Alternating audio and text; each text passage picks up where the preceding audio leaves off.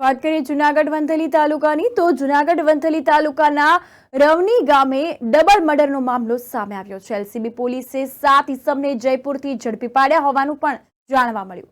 દેશી તમંચો, જામગરી અને પિસ્તોલ તેમજ 40 છરા સહિત 15 લાખનો મુદ્દામાલ મળી આવ્યો અને આરોપીઓમાં રહીમ સાંગ, જુમ્મા સાંગ, હનીફ સાંગ, અબ્દુલ સાંગ, ઇસ્માઇલ સાંગ, પોલા સાંગ, હુસેન સાંગ નામના ઝડપાયા છે। આ વ્યક્તિઓ તો પિતા પુત્રની હત્યા કરવામાં આવી હતી તેવું પણ અહીં સામે આવ્યું છે। જીસાન સાંગ અને પિતા રફીક સાંગની હત્યા કરાઈ હતી તેવી જાણકારી પણ પ્રાપ્ત થઈ છે।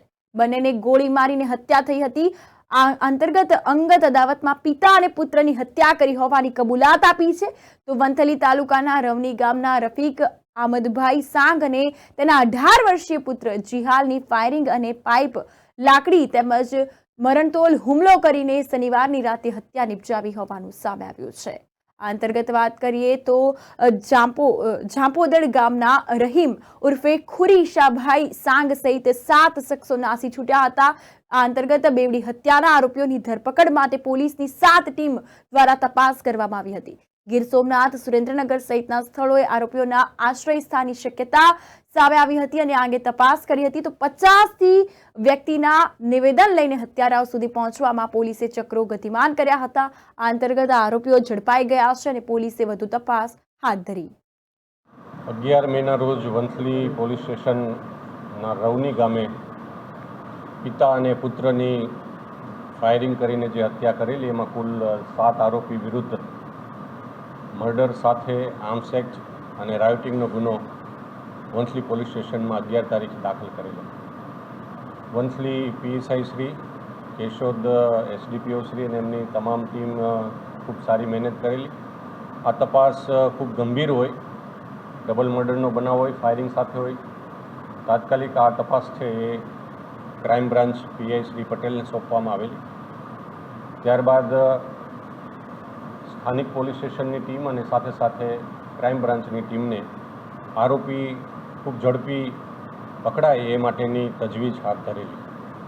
અલગ અલગ ટીમો સ્થાનિક અને જિલ્લા બહાર અને રાજ્ય બહાર આરોપીઓની શોધખોળ કરવા માટે અલગ અલગ ટેકનિકલ સર્વેલન્સથી માંડી અને અન્ય એ આરોપીને પકડવા માટેની તમામ યુક્તિ પ્રવૃત્તિઓ હાથ ધરેલી।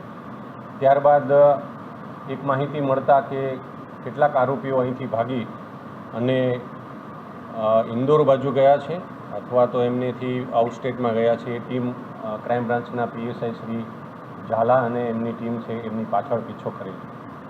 હકીકત મળતા છેલ્લે એ લોકોને જયપુરની એક હોટલથી મુખ્ય જે 2 આરોપીઓ છે એ આરોપી પૈકી એક રહીમ ઉર્ફે ખુરી અને બીજો હુસેન અલ્લાહ રખા સાંડ, આ બંને આરોપીઓને જયપુરની એક હોટલમાંથી એલસીબી પીએસઆઈ શ્રી ઝાલાની એમની ટીમે છે એમને પકડેલા।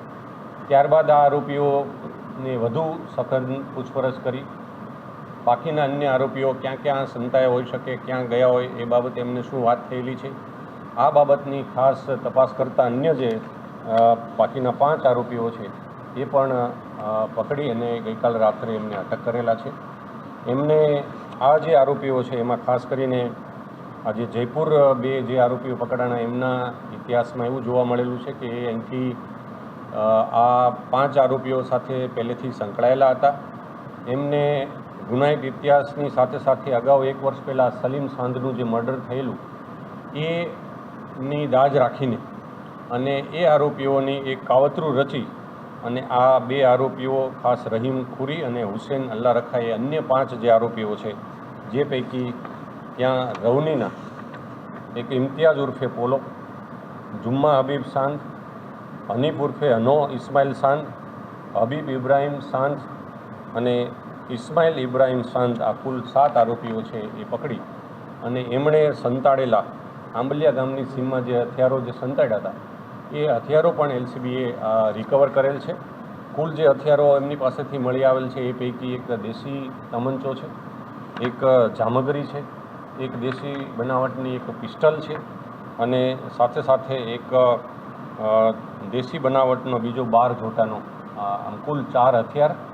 આ ઉપરાંત એમની પાસેથી 6 જીવતા કાર્ટિસ, 40 જેટલા છરા મળેલા છે જે ગન પાવડર સાથે ઉપયોગ કરી શકાય એવા 50 ગ્રામથી વધારે ગન પાવડર છે, મોબાઈલ, એમની સાથે એમણે જે ડોંગલ એ ખરીદેલું, કારણ કે આ આરોપી બે જે આરોપીઓ છે એમને સમગ્ર કાવતરું અહીંથી રચી અને એ બંને જઈ અને પોલીસની પકડથી દૂર રહે એ માટે એક ડોંગલ પણ લીધેલું અને એ ડોંગલના મારફતે એ ઇન્ટરનેટ કોલથી અહીંના લોકોની ગતિવિધિ જાણી શકે અને સંપર્ક કરી શકે એ માટે જે ખરીદેલું હતું. આ તમામ સહિત એ જે કિયા ગાડીમાં અહીંથી આ બનાવના આ કાવતરું રચીને જે ગયેલા એ કિયા ગાડી સહિતનો કુલ 15,90,000થી વધારેનો મુદ્દામાલ છે એ પોલીસે કબજે કરેલ છે.